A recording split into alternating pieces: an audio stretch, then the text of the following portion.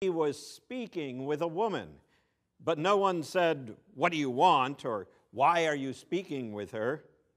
Then the woman left her water jar and went back to the city. She said to the people, "Come and see a man who told me everything I have ever done. He cannot be the Messiah, can he?" They left the city and were on their way to Jesus.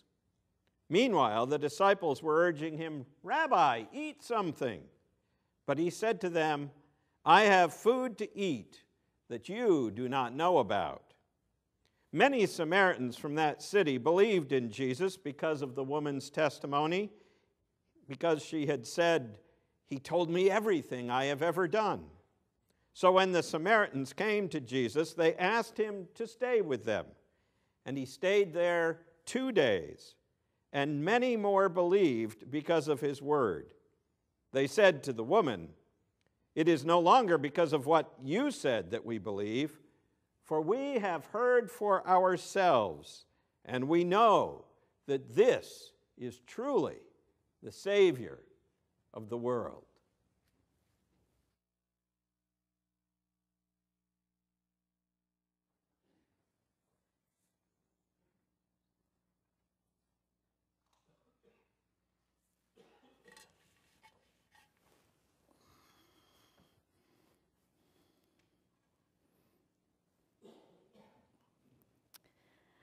See, Miriam, we are back in plenty of time. I can still show you how to bake that bread for your father so you can surprise him when he comes home. Oh, don't apologize again, child. You're not the first of us to have broken a water jar. It necessitated us having to go to the well in the middle of the day. I've done it plenty of times myself. Though I must admit, this time was a lot less uneventful than the last time that happened to me. I've never shared that story with you, dear. Well, sit for a moment and let me tell you about it. There'll be plenty of time for baking bread when I'm done. It happened shortly after I'd come to stay with your father. Now, he hadn't needed to take me in. He was under no obligation. He was only my cousin, after all. It was after I had lost my 5th husband. My first husband, well, he had been older than my father when we got married. So it was no surprise that he died within the first year. I suppose I was one of the lucky ones in that his brothers followed the custom of marrying their brother's widow in hopes of keeping the family name alive. But they were older than him, and so within 5 years, I had been widowed 3 times. My 4th husband, well, let me just say I was happy to be away from his moods when he finally decided to divorce me and abandon me for a younger wife. So by the time my 5th husband married me and divorced me within a week because he didn't like the way I cooked, well, I had come to expect that. It was no surprise. It was how my life went. You have to see, Miriam, that your aunt was a much different person back then. Your father invited me to come stay with him. It was before he had met your mother, and to stay at the house and to take care of it for him. And so I did, so at least that way I'd have a roof over my head and food on the table, more than most widows and abandoned women had at that time. But at that time, Miriam, there was no light in me. I had no lightness or joy, and I didn't think that life held any light either. I saw the world only as a place to be endured, full of suffering. And certainly my life was something that was full of pain and only to be gotten through. And then, Miriam, there were those who said that I surely must have sinned or done something awful in my past since all this had happened to me. And I had almost started to believe that it was true.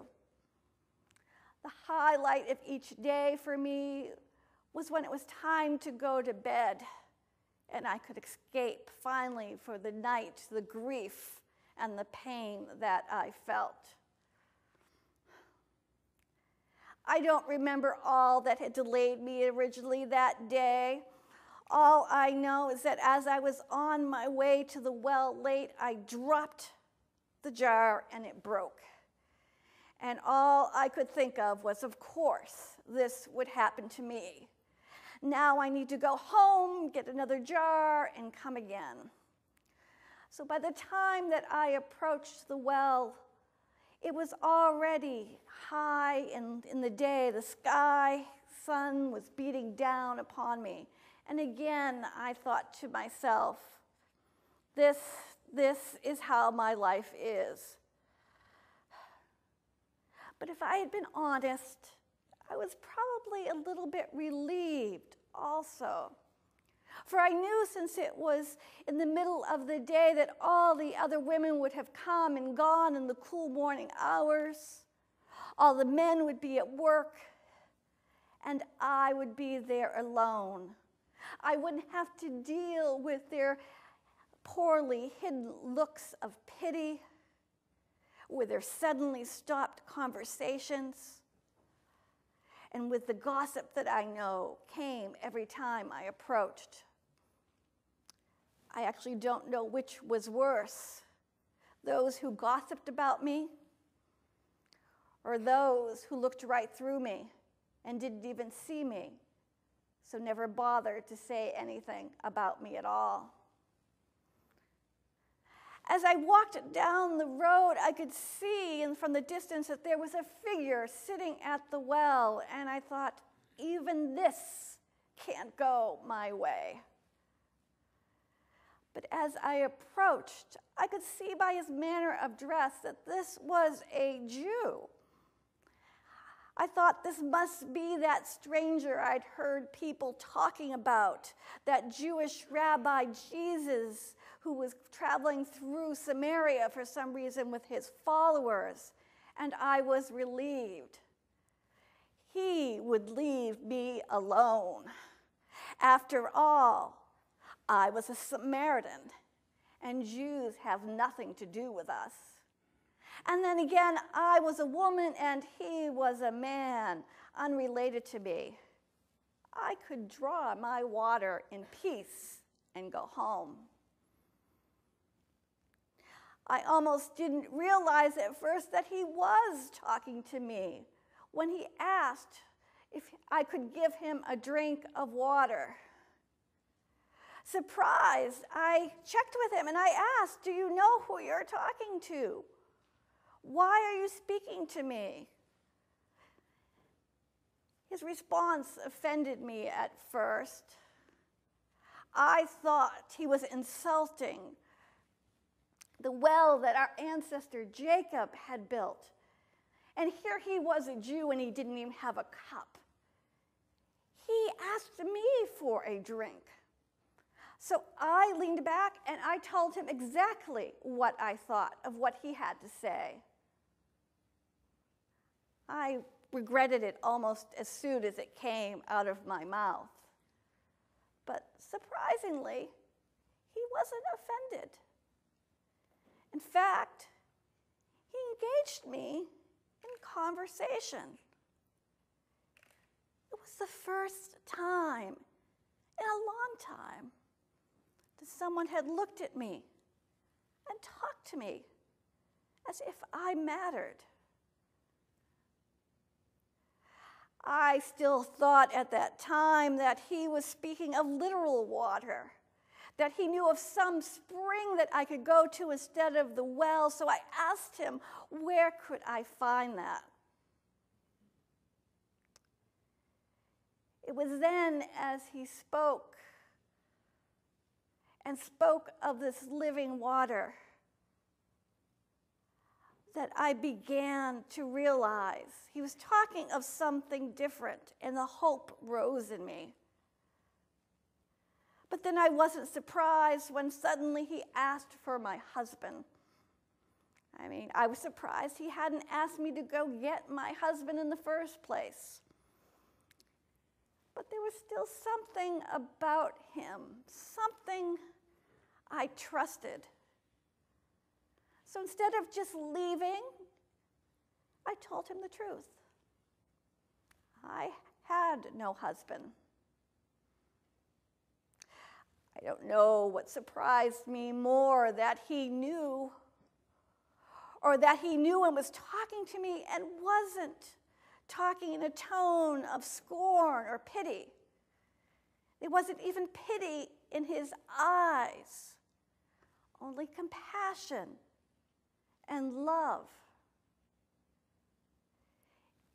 It was the first time in so long that someone had seen me and not everything that had happened to me.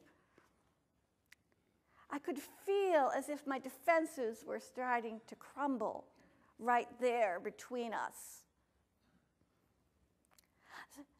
Suddenly, I started to realize that this must be more than just a rabbi.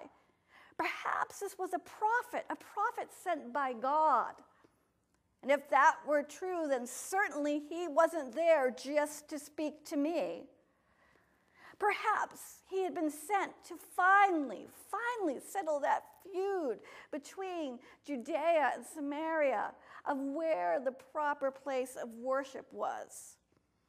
And so I asked him, though I surprised myself, for we know that women do not ask theological questions of men, especially Jewish rabbis or prophets.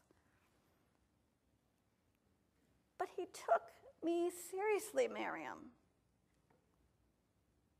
He told me I had the wrong focus, that God wasn't present only in one place or with one particular people, but that God was present wherever throughout the world and with ever whom God desired, that God was present wherever there was spirit and truth to be experienced. As he spoke these words, a hope began to build up inside of me. For this was more than words of a prophet. Could this be the promised one, the Messiah? The question to him came from my own lips, but it was as if it had come from some place that I hadn't experienced in so long. A place of hope, a place of longing for God in my life. I was shook to the core when he said, "I am he, the one who is speaking to you." It was as if the parched areas of my spirit began to fill up, places that I had been so thirsty with, dryness of spirit that I didn't even realize how thirsty I was, suddenly came to life. I could feel God's love for me start to bubble up inside my spirit, and then rise up and begin to flow in an endless stream through me. I hadn't felt that way in so long, Miriam. I don't know exactly what it was about him, but it was something about the way he looked at me, that he talked to me, where he saw me. He saw the pain in my life, but he saw it for what it was, just the pain in my life, not who I was or what I deserved. And it had been so long since I had even thought about myself in that way. I was so overwhelmed, and then I noticed that his disciples had returned.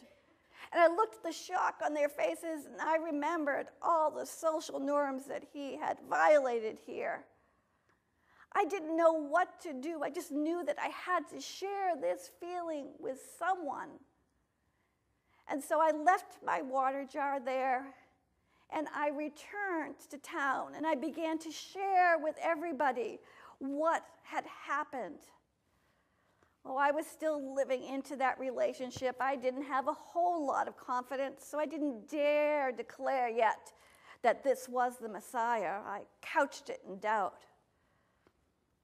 But still, somehow they saw that I was different, that I had found an unexpected source of living water when I had gone that day. And so they went themselves to meet Jesus.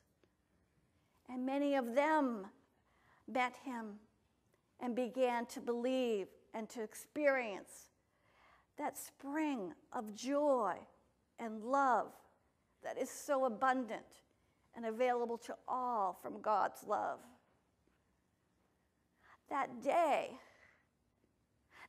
Miriam, is the day that made me the woman that you know now, the person that your aunt is, the one who wants to share that joy and love with everyone instead of hide away and hope that no one even sees her.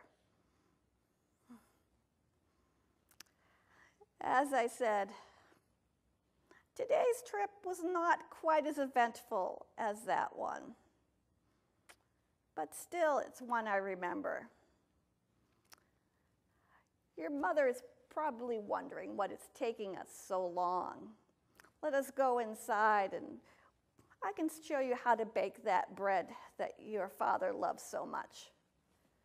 And then you can share God's love and joy through that with him.